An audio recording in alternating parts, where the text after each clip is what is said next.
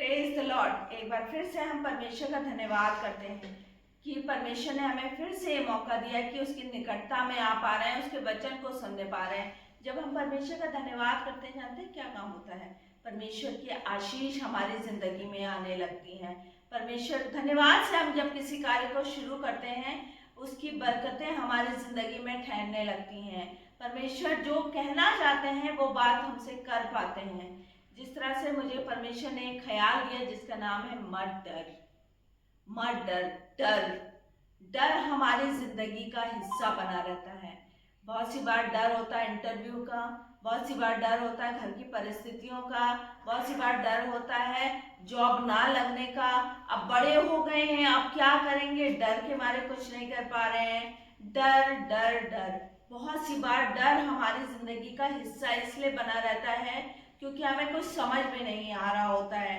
बहुत सी बार हमें परिस्थितियां खराब होती हैं, इसलिए हम डरे होते हैं।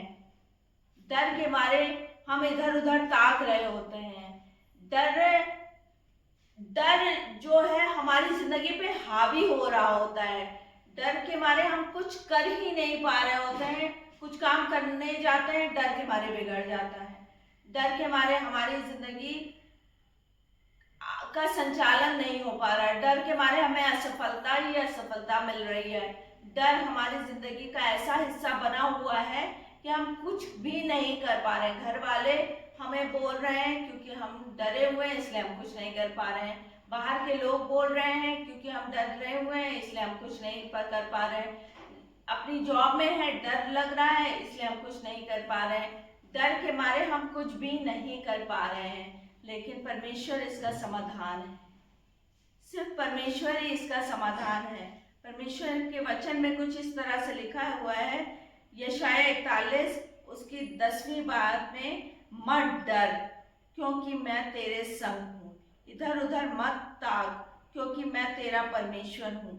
मैं तुझे दृढ़ करूंगा और तेरी सहायता करूंगा। अपने धर्ममय दाहिने हाथ से मैं तुझे संभाले रहूंगा। परमेश्वर हमें संभाले रहता है। परमेश्वर इस बात को कह रहा है कि मत डर। हम बहुत सी बार बहुत से कामों को लेकर डर रहे हैं, लेकिन आज हमें परमेश्वर का वचन सिखा रहा है कि हमें नहीं डरना है क्योंकि परमेश्वर हमारे साथ है। उसने हमें चुन लिया है। उसने हमें इसलिए नहीं चुना है कि हम डरे रहें, बल्कि इसलिए चुना है कि हम दृढ़ होकर कार्य करने वाले हो सकें, दृढ़ता से आगे बढ़ने वाले हो सकें। परमेश्वर हमें भय का आत्मा नहीं देता, डर का आत्मा नहीं देता, बल्कि परमेश्वर हमें दृढ़ होने का आत्मा देता है, स्थिर आत्मा देता है और कॉन्फिडेंस देता है। बहुत से लोग परमेश्वर के भवन में आए, डरे हुए आए थे, लेकिन आज कॉन्फिडेंस है उनकी जिंदगी में। इसलिए है क्योंकि परमेश्वर उनके साथ में है, उनको ये बात पता है। डर बहुत सी बार हमारी जिंदगी में लज्जा का कारण होता है, लेकिन परमेश्वर का वचन हमें सिखा रहा है कि जब हम परमेश्वर के साथ चलते हैं तो हमें डरने की जरूरत नहीं है। वो हमें लज्जा नहीं, बल्कि वो हमें ऊंचाइयों तक पहुंचाएगा। वो हमें ऊंचाइयों तक पहुंचाएगा और ऊंचाई से ऊंचाई पर ले जाएगा। वो असफलता नहीं देगा, बल्कि हमें सफलता देगा। हमारा परमेश्वर हमारी जिंदगी में डर को नहीं लाता, बल्कि सफलता को लाता है। हम ऐसे परमेश्वर को जानते हैं जो हमारी जिंदगी में अद्भुत रीति से कार्य को करता है। जिस तरह से इजरायली सेना बहुत डर रही थी कि गोलियत आ गया है, अब क्या होगा। इजरायली सेना बहुत डर रही थी। एक एक जन डर रहा था सेना का कि गोलियत आ गया, अब क्या होगा।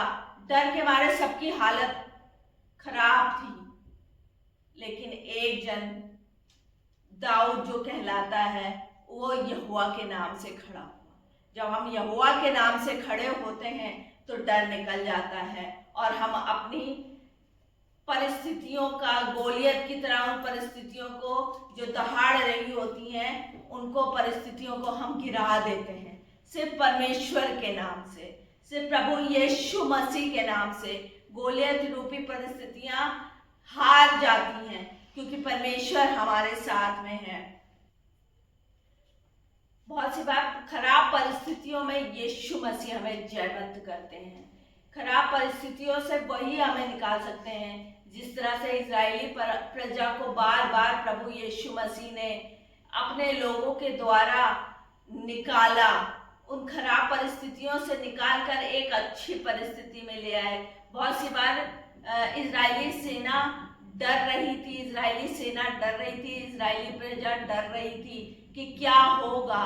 जब लाल समुद्र सामने आ गया तो इजरायली प्रजा डर गई।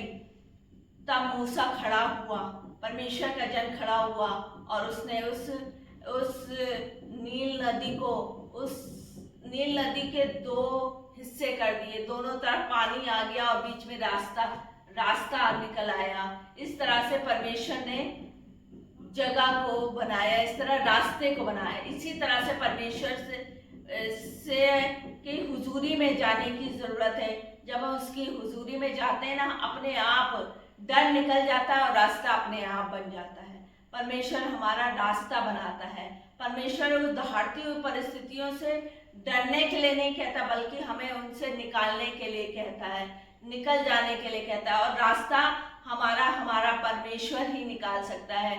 हमें अपनी बुद्धि, अपनी समझ का सहारा नहीं लेना है, बल्कि अपने परमेश्वर की हुजूरी की तरफ जाना है, उसकी बुद्धि, उसकी समझ के अनुसार चलना है और वो डर हमारी जिंदगी से खत्म होता चला जाएगा और हम परमेश्वर की हुजूरी में आगे बढ़ने पाएंगे। परमेश्वर का धन्यवाद देते हैं इस ख्याल के लिए। Praise the Lord.